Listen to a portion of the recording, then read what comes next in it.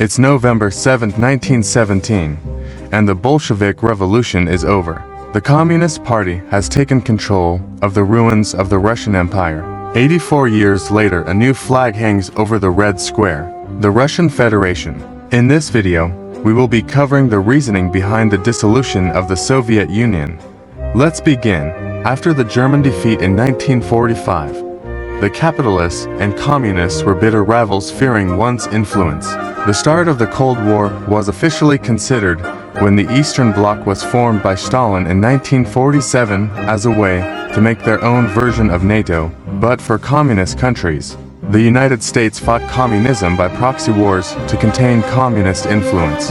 On April 26, 1986, Reactor 4 exploded in the Chernobyl power plant. It was causing a massive effect on the Soviet economy. Then, on November 16, 1988, the first stage of the dissolution of the Soviet Union began. The Baltic countries started to have ideas of independence because Gorbachev, the current leader of the Soviet Union at the time, did not retaliate against the idea of independence. Then in 1989, the Soviet Union made a democratic choice to elect the new Congress of People's Deputies of the Soviet Union. This position was the highest position in the Soviet Congress and most likely acting de facto leader when absent. Months later, the Soviet satellite states were revolting. The countries that had riots were East Germany, Poland, Hungary, Bulgaria, Romania, and Czechoslovakia. While the Eastern Bloc was crumbling, the Soviet economy was taking a toll. The majority of the money went to the Soviet military. After the space race against the United States, the Russian economy was bleeding its money dry. Since 1977, the Soviet economy has gone from an exploding powerhouse to ruins of its former golden age. As the Soviet ruble was falling in price, the Soviet Union was collapsing.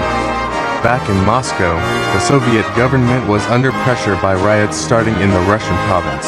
You see, the Soviet Union is made into states that are controlled by parties like the Ukrainian Soviet Socialist Party and many other leading parties in each state. When states of the Soviet Union were starting to decentralize, it became too destabilized for the Soviets to do anything, plus Gorbachev didn't want to force oppression against ethnic people.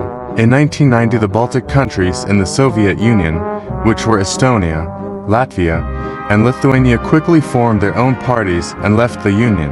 Then in 1991, the Russian Federative Socialist Republic voted on Boris Yeltsin to be the president of the Russian province. As the Soviet Union started to fall, a group of people started an emergency communist party called the Communist Party of the Soviet Union, thus starting a coup also known as the August coup of 1991. As the country was starting to look like a civil war, the entire Eastern Bloc fell, with the last country, East Germany, to leave the Union and united Germany under one country. In the end, all of the Eastern Bloc collapsed to financial difficulties under a communist party. Back in Moscow, the Central Asian provinces were also leaving the Union.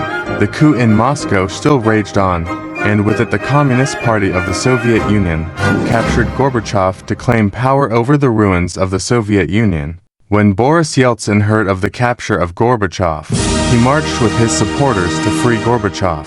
When Gorbachev was released and the Communist Party leaders were arrested, the coup ended on August 21, 1991. Gorbachev was happy and thankful for Yeltsin coming to his aid. However, Boris quickly took power and held a conference in Moscow to tell all the head leaders of the remaining countries in the Union that the state was failing. In Gorbachev's response, he decided it to be an unconstitutional coup. In a nationally televised speech on the evening of the 25th of December, Gorbachev resigned as president of the Soviet Union. He stated, "I hereby discontinue my activities at the post of President of the Union of Soviet Socialist Republics." He declared the office extinct and ceded all of its powers to Yeltsin, thus symbolically ending the Soviet Union. On December 25th, 7:35 p.m. in Moscow time, the flag of the Soviet Union was lowered. 10 minutes later, the new flag of the Russian Federation hung over.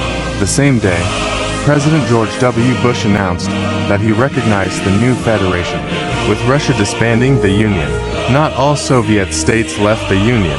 Kazakhstan was the last to leave the Union. The president there at the time proclaimed Kazakhstan would preserve the Soviet Union and would be the last Soviet state, but in the end, they left 4 days later. If you like this video, click here for more videos about history, and make sure to like and subscribe for more content.